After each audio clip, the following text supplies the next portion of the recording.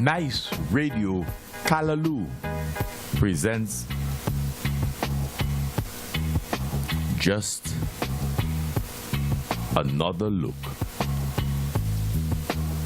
Just Another Look is an innovative, exciting, albeit decidedly provocative and yes, certainly controversial socio-political analysis of issues of a local, regional, and international nature. Just Another Look is heard only on Nice Radio. First aired on Saturdays at 6 p.m. with repeat broadcasts on Sundays at 9 p.m. You can catch us on the World Wide Web, www.niceradio.info. And of course, you can check out our Just Another Look blog, www.justanotherlook.com. I am, of course, Keith Joseph. Today, dear friends, is Saturday. It is the 16th day of February 2019. Welcome to another edition of your favorite program, Just Another Look.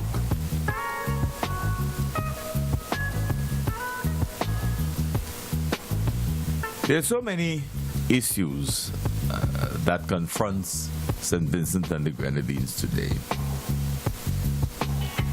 but there is no shortage of material for national discussion. But some, of course, assume more importance than others.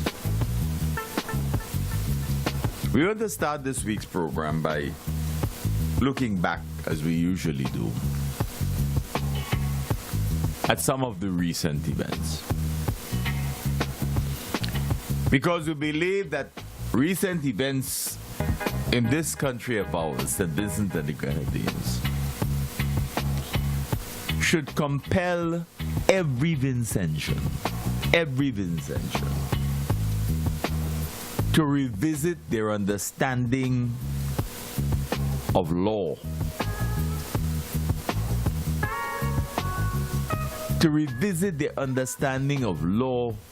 and how it is applied in our beautiful country. We take you back to the scenario with James Mitchell and the Commission of Inquiry into the Otley Hall Shipyard and Marina. By the way, as we mentioned the Otley Hall and Marina, perhaps we should ask ourselves what has become of it. Because the current administration appears to have a sort of blow hot, blow cold approach to the Otley Hall Shipyard and Marina. And one may want to ask at this juncture that the quote-unquote salvation that we were to have seen with the Otley Hall Shipyard and Marina has not really materialized. But there is an administration in place in this country for the last 17 or 18 years that believes that, or appears to believe, that it can fool some of the people, or all of the people, all of the time. That you can call figures and emphasize millions or hundreds of thousands of dollars to leave an unsuspecting public believing that, oh, such a wonderful thing is happening. But when they have failed, you hear nothing, neither from them nor their minions.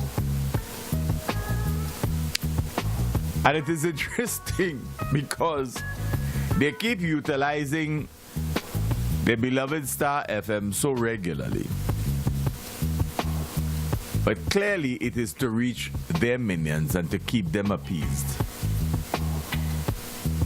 The recent rankings of radio stations in this country shows exactly where Star FM is poised, at the bottom of the heap. We used to say that the MNU was a 3% party. Star FM may well be a 1% radio station. And the recent survey suggests that that is exactly what it is. A political medium. Perhaps more than anything else, designed to keep the minions of the party appeased, enthused about the party. Nothing more. It begs the question, therefore,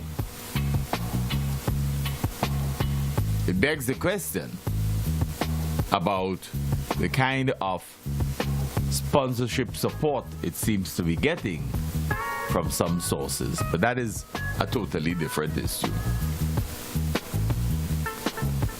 But when we look at the law and how it is applied in this country, it seems necessary to you know, sometimes you ask yourselves, when you listen to the law and you wonder sometimes how some topics appear to be totally avoided. But that is all right, because we have an understanding. We may well have a good understanding as to why that is so. But suffice it to say that when we go back to the James Mitchell situation, this country does not appear to know exactly how much money was spent on that commission of inquiry. How much money did the lawyers on the government side, those who were supporting the administrations put in place for the Commission of Inquiry into Otley Hall, how much money was actually spent on that? Do we feel justified that we have a sense of what took place in terms of costs related to that Commission of Inquiry? What was it all about, really?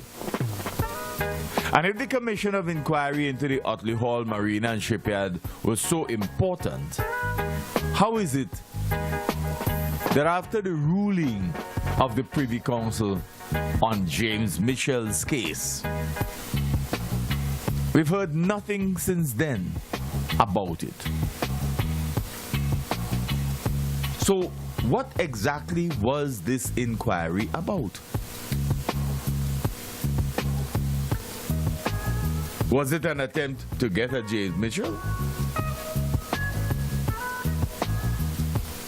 Malign him, malign his character, or what? Or was it initially designed to see if it was possible to entrap Annim Eustace? Exactly what was it? You know, because you're taking taxpayers' money to engage in an inquiry, and then suddenly we hear nothing of the inquiry. So what was it? What was the intention? You know, we like to believe that when a party gets into government, that it understands clearly that it has a responsibility to govern. Or some people say, govern responsibly. But right off the starting blocks, the government of the Unity Labour Party started an inquiry into the Otley Hall Shipyard and Marina. And people had their suspicions. Many people were talking about political victimization across the board in St. Vincent and the Grenadines. The government denied that it was ever involved in any sort of political victimization of anybody, any part in this country. The average Vincentian is left to judge whether or not that has been the case. But we started an investigation, an inquiry into the Otley Hall Shipyard and Marina. And we brought some high-powered people. We brought some high-powered people to lead that inquiry. But it has suddenly stopped. There has been no explanation as to why the inquiry has been discontinued. We know that the ruling of the Privy Council said that the individual who was leading the inquiry at the time that James Mitchell filed his complaints, etc., that they recommended that he no longer be allowed to lead that inquiry because of the clear prejudice that was discovered. But we've kept clear of that issue. And the Vincentian electorate, the Vincentian populace, the Vincentian taxpaying public would suggest that they have a right to know, they have a right to be accounted to for the taxpayers' money spent on the Otley Hall Marina, on the inquiry into the Otley Hall Marina and Shipyard. But you see, politicians can get away with almost anything, particularly when you're in office. Particularly when you're in office. And sometimes politicians appear to think they can say just about anything because they're in office.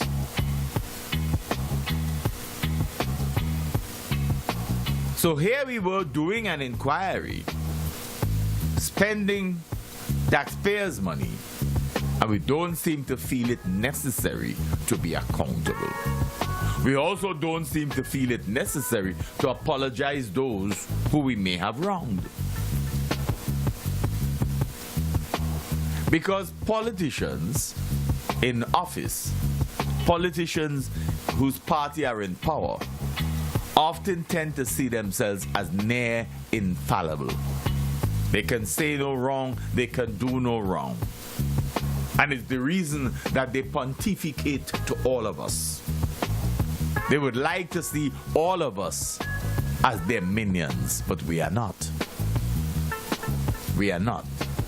But it is the reason that they reward those who endorse them in every way and act as their minions. And act as their minions. But we don't seem to be concerned as to the way we play around with the law.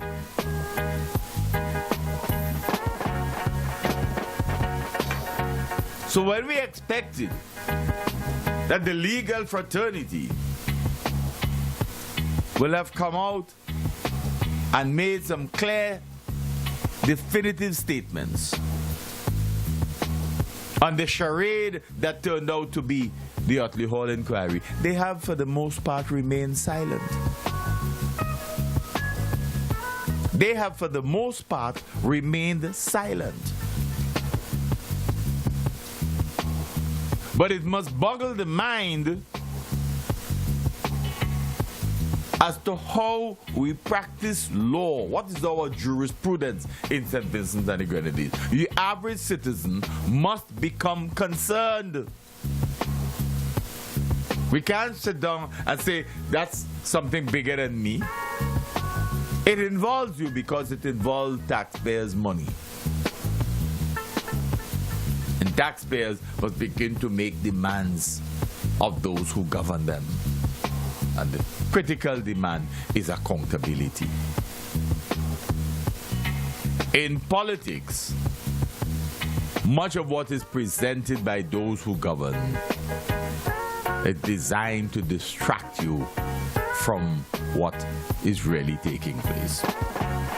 That is why in almost every program, we urge our listeners, we urge the average Vincentian to please apply your critical thinking skills and analyze everything that is happening around you and what is being told to you and what is being done to you.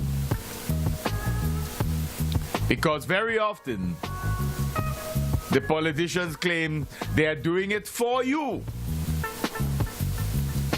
But history often reveals they have done it essentially for themselves. It is to ingratiate their own egos. So what was the purpose of the Otley Hall, of the inquiry into the Otley Hall shipyard and marina? We will probably never know. We know what they said were the terms of reference of the commission when it was established. But that appears to have nothing to do with what the Otley Hall inquiry was about. Had that been the case, the Otley Hall inquiry would have continued through to its appropriate conclusion. But it has appeared that those responsible were ashamed to continue the inquiry after the embarrassing ruling of the Privy Council. The embarrassment, caused by the ruling of the Privy Council. Shame! Shame! And nothing else would have been the critical factor. But again, no apologies to anybody. Because they're not accountable to anybody.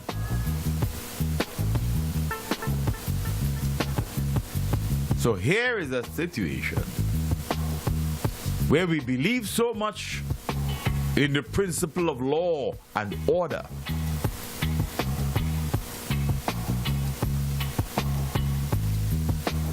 that we just didn't bother to take on board what happened with the inquiry into the Otley Hall Marina and Shipyard.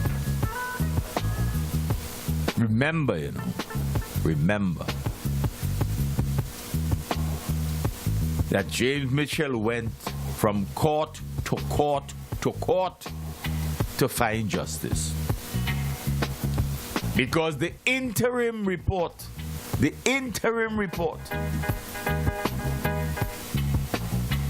made it clear that as far as they were concerned, the leaders of the inquiry, James Mitchell was the man behind it all.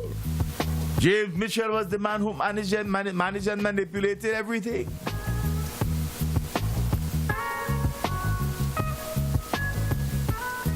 And James Mitchell wanted to make the case. Hello, this is an interim report. And you already arrive at the conclusion that I am the guilty one. And he challenged that. And throughout his up and down spending hundreds of thousands, millions of dollars, trying to get justice, he got it. He got a favorable ruling only when it reached the final court of appeal, the Privy Council. What does it say about the practice of law in this region, dear friends? Why was it that we could not have had that justice, that ruling in our midst? Why was it that we had to take that to the Privy Council? And now some of those people who are wishy-washy and flippity-flopping about the Caribbean Court of Justice now anxious to tell you why you should join the Caribbean Court of Justice, but they're afraid to bring it to a referendum here. They've recognized a referendum in Grenada. They rejected the Privy Council. Referendum in Antigua and Barbuda. They rejected the Privy Council. Because those who feel it knows it.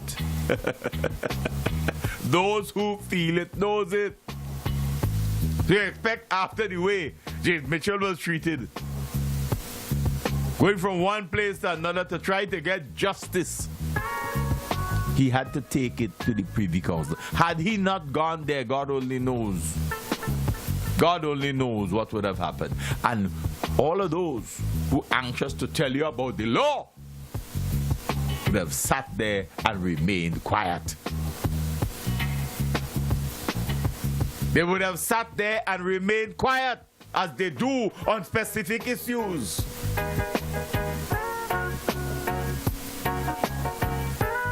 Lawyers are a special breed. You know. They're a special breed. And it is not by accident that so many of them choose politics as a career pathway. Because they like the pontification. And so often they appear self-righteous. It is significant that the Privy Council made very clear the reason it was asking for the person who was heading the inquiry to no longer be in charge. And we're talking about a retired judge in this Caribbean. What does that tell you, folks? What does it tell you? We are reminded of the case, you know. When the late Samuel Commission, Sammy my boy, filed an injunction to stop the news from writing about the matter with the registrar's signature and stamp and all that kind of confusion. You remember, you know. In the midst of all of that,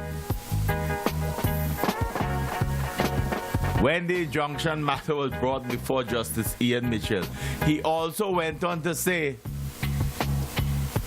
beyond what was required of him in the case, he went on to say there was no malicious intent on the part of Sammy Commission. That matter was not before him. It was not before him. Just as Brian Cottle was asked the lawyers for and against, the lawyers involved in the petition, to present their case before him when that was not before him. And they both told him it was not before you. But for some strange reason, he felt it incumbent upon him to have them present and then say, if when the matter comes up, they were to bring these same arguments, this and this and this and this would happen. This is law in our country. This is how the law is being practiced in our country. It should be noted that in the matter of the Privy Council, you know, and James Mitchell, mention was made of a statement made by one of our leaders. They could go to whichever court they want, but when they finish, they still have to come back to Papa. We said then, we didn't have to wait on any Privy Council, that it was a clear case of somebody abrogating to themselves the role of judge, jury, and executioner all in one. If you were to say that you could go to whatever court they want, and when they finish this, it means that you're placing yourself above the law. And you're saying to those below you, you could go wherever you want, you know. But I am above that. Ultimately, the decisions come to me. That's how we practice law in this country. So, what do we not understand? Remember in that same case, you know, the Privy Council also pointed out its concern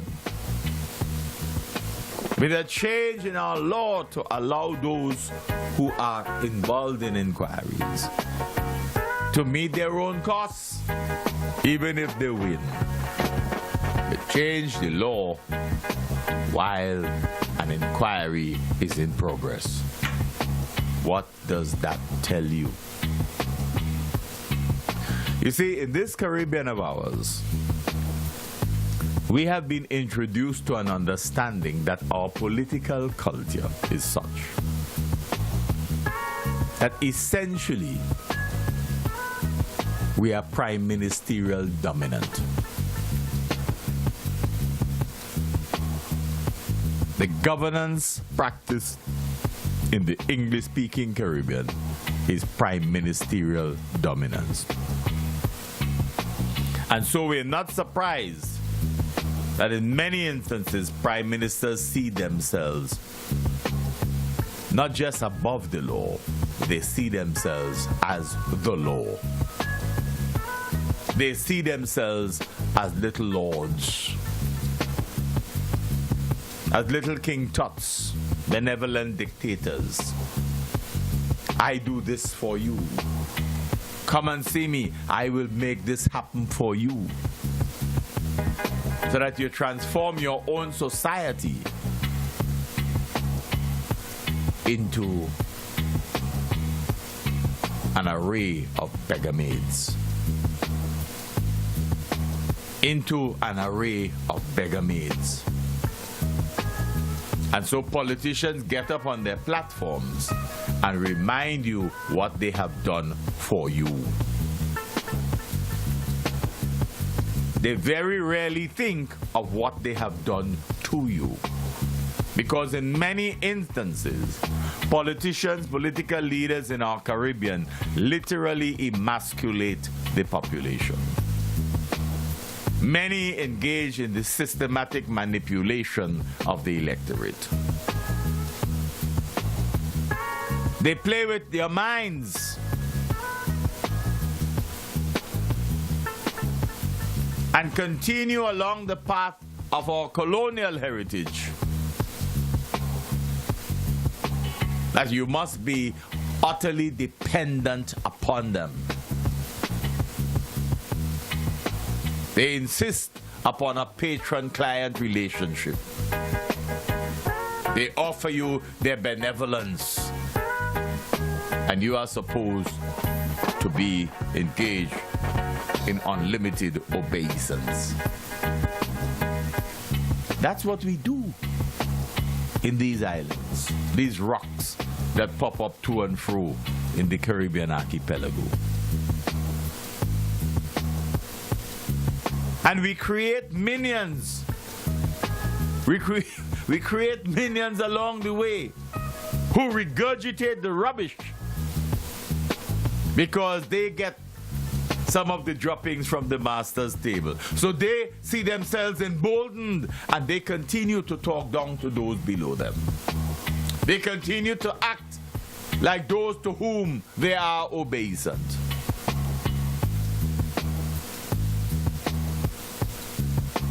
So the same way the nation doesn't seem to be able to get a fulsome report in terms of accountability for money spent on the Argyle International Airport.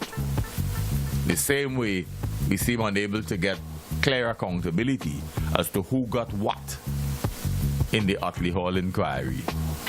And what was the outcome of the Otley Hall inquiry? Yeah? Is it finished? Did it ever finish? Was it brought to any logical conclusion? No need to account for that. That's gone. That's gone. Yeah? The airport is finished. What you want to know about how the money was spent? You see an airport. What you want accountability for? Build it. It's built. You don't need to be talking about that again. It's finished. And we dare talk about principles when we finish.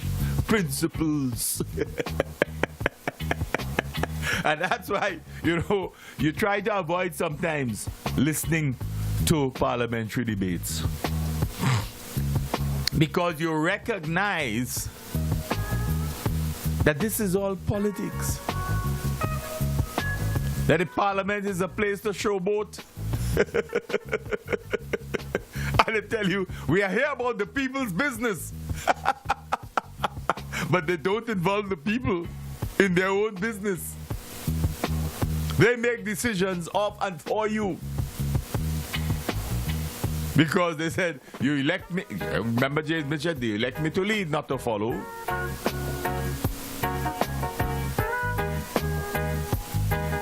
And he told you that so many years ago.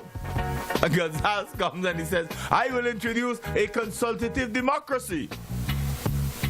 Give you a contract with civil society. I can't tell you who really produced it. Some people may believe it's one person writing. But 18 years later, do you feel you have any role in that contract with civil society? You are members of civil society. Do you feel you're engaged in any sort of contractual obligation?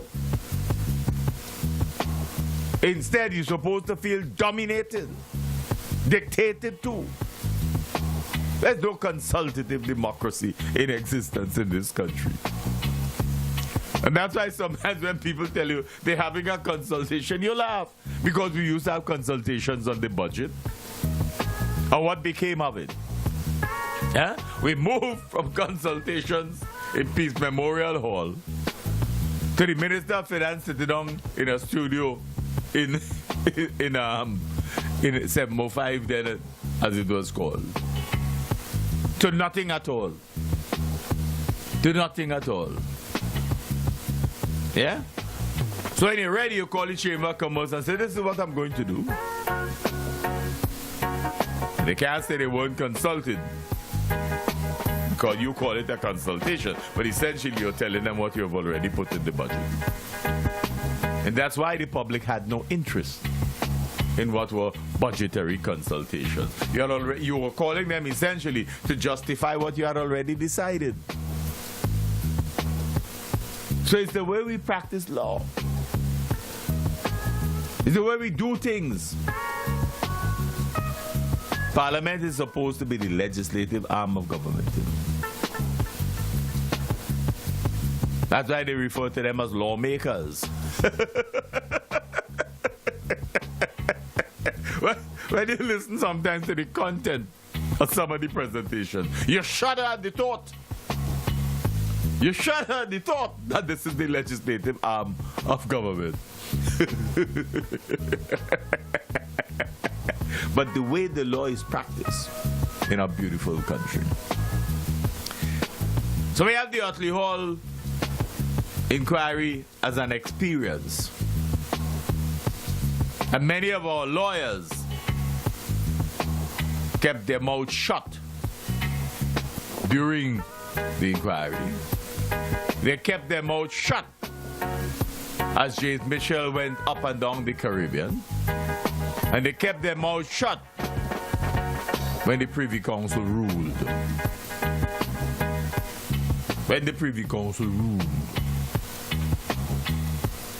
But some will stay in a corner and wimp about the fact that they were involved in an attempt to change the Constitution. And it was rejected by the people, and it hurt them because the people rejected it. The people saw through. The people saw through the exercise. Remember the youth say, they didn't see in the final document anything that they were contributing, that they had contributed. So why should they have supported it? What was the idea? To say you consulted the youths? They told the nation that they didn't see anything in there that they seemed to have contributed. But you wanted the nation to pass it because it satisfied your way of seeing and doing things. The public saw it different. Thank God we had a referendum. Thank God we had a referendum. So those who feel hurt that the people rejected what they were saying, you could go ahead feeling hurt, but the people spoke. Because that's what you do after every election. You come and you tell people, the people spoke. The people spoke. Well, understand, for you, the people spoke. But then we had the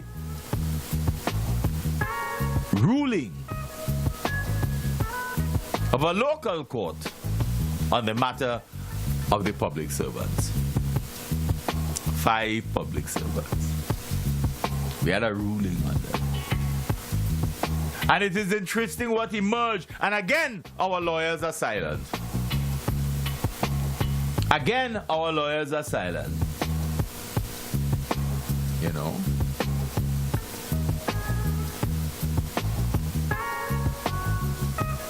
You see, because we had said in an earlier program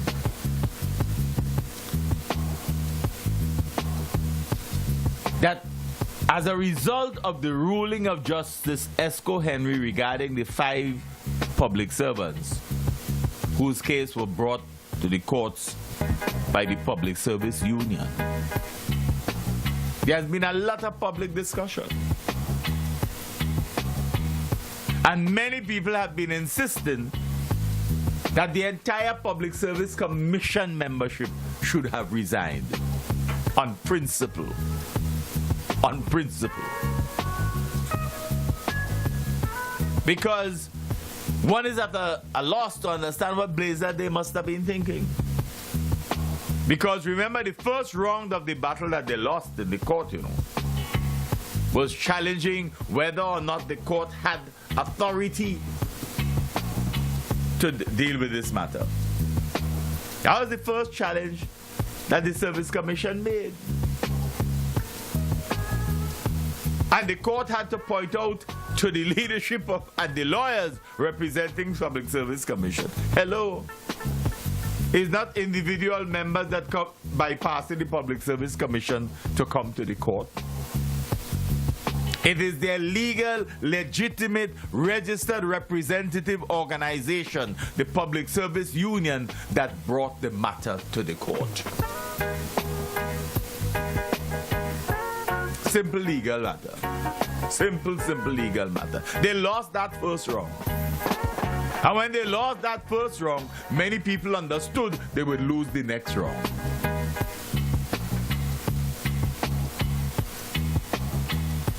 And that is why the judge was able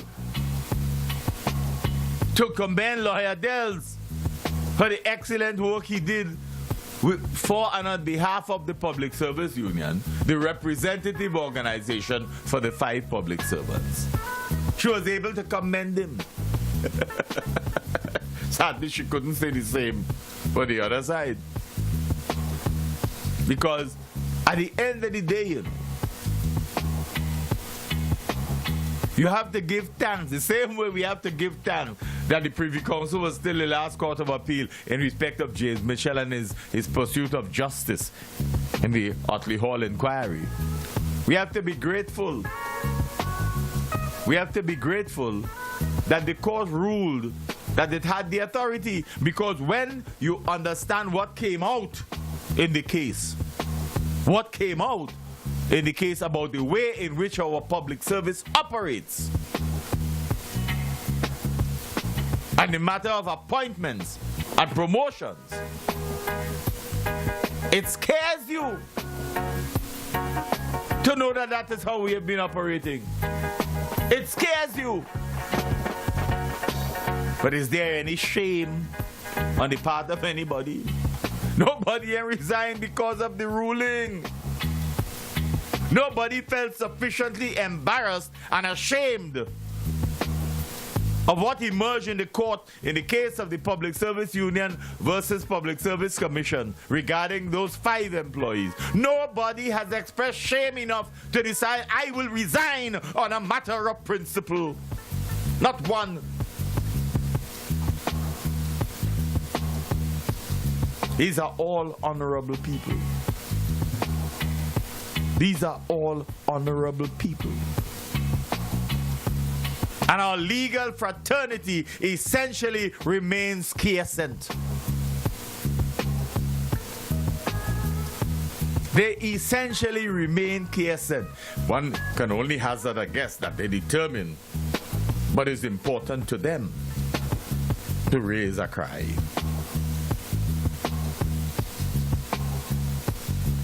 We're hearing more from lawyers in respect of the marijuana issue than we are about the justice that has been handed down by Justice Esco Henry regarding the Public Service Union's claim on behalf of 5 members. What it is we don't understand.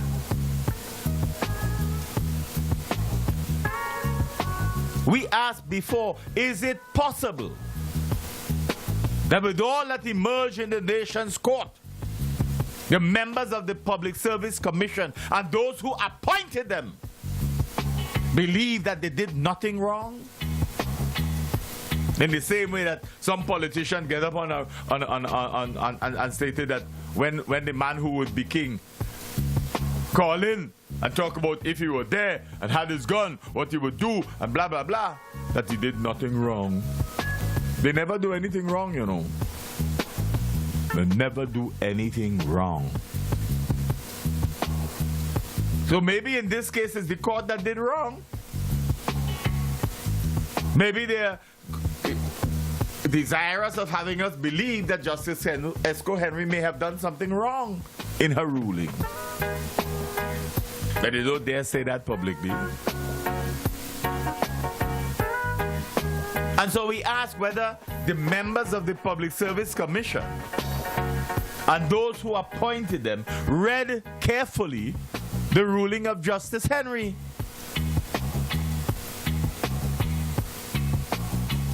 Did they read it?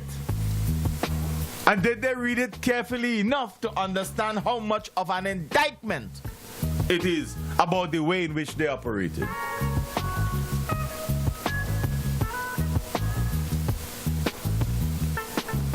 You know, every now and again we like to talk about people's consciences.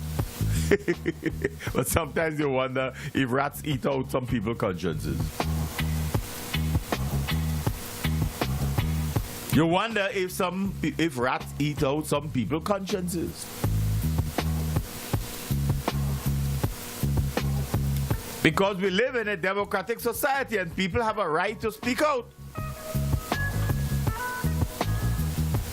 So you have to ask if they believe that the judge was lying when she made her ruling in favor of the Public Service Union's claims. Yeah? We asked, did the members of the Service Commission and those who appointed them believe that they acted fairly and objectively in the cases of Elroy Boucher, Agnes Llewellyn, Joel Poyer, Conroy Daniel, and Kejo Peters? Do you actually believe that? Because if you do, then you believe that the judge was wrong.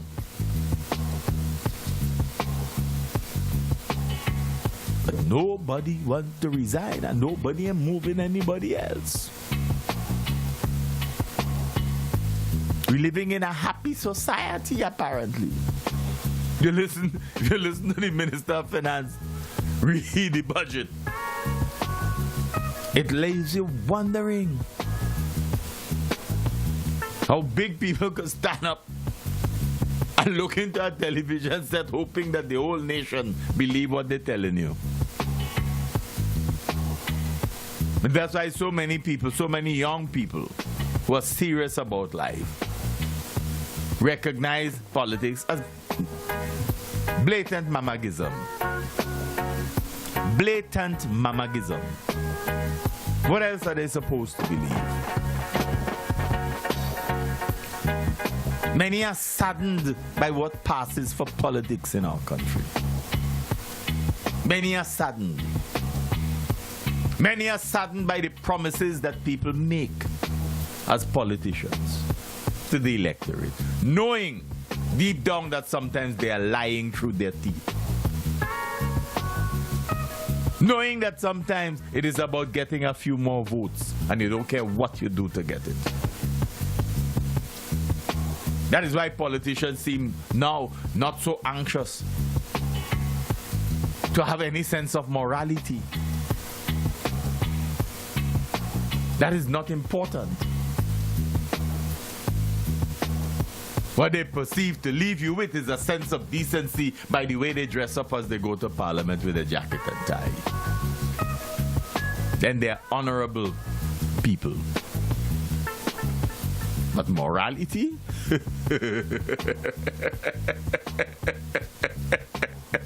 You wonder if that is part of their lexicon. You wonder if that is part of their lexicon. But they want to lead. And others are leading.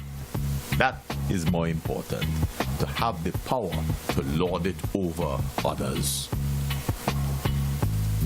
Have the power to lord it over others.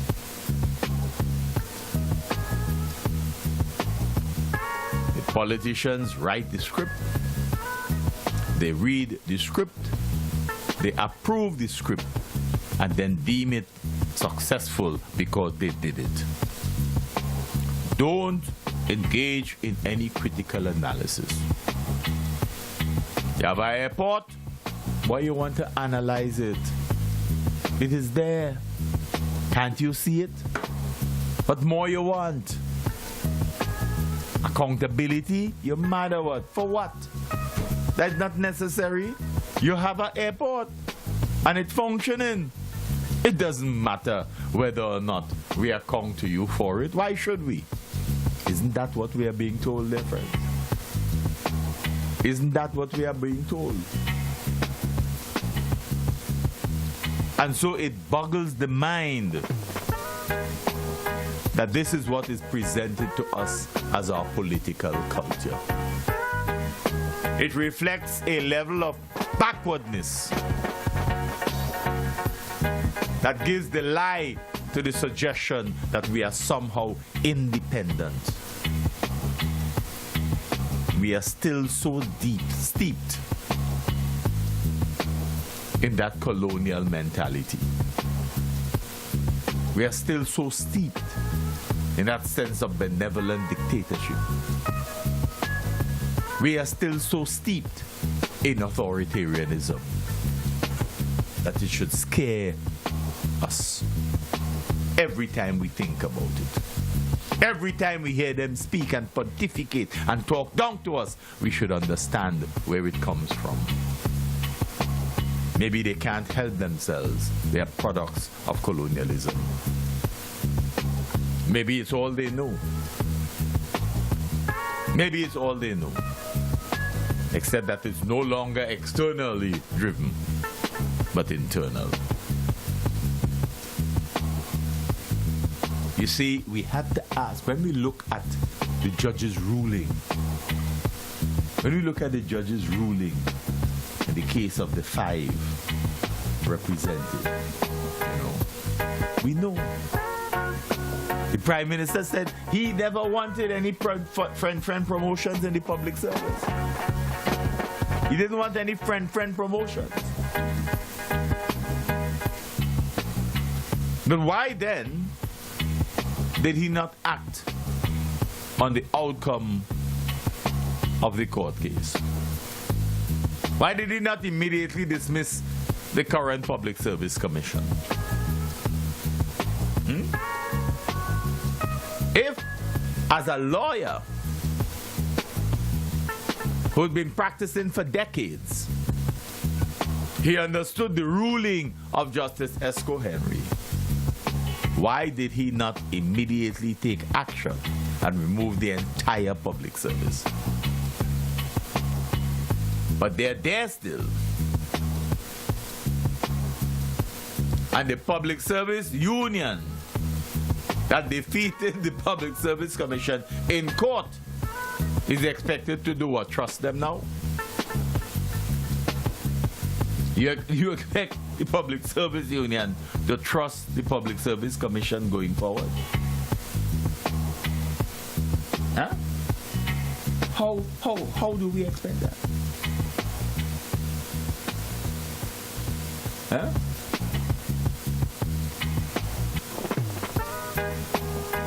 In one stage, the judge says the Public Service Commission's failure to respond to the Public Service Union signaled its disinterest in seeking to address the complaints made on behalf of the public service of the public officers.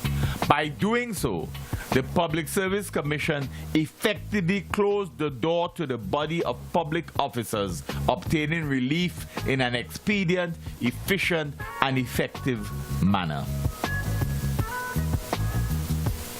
The 5 named public officers were therefore entitled to conclude that they had invoked the reference civil service orders provisions, albeit in a collective and not expressly prescribed manner. The lawyer didn't know that. And the Service Commission, like the Police Commission, is headed by a lawyer. They didn't know that. They didn't know that. How, in God's name, can we expect the Public Service Union and public servants to have confidence in the Public Service Commission? It goes further, you know.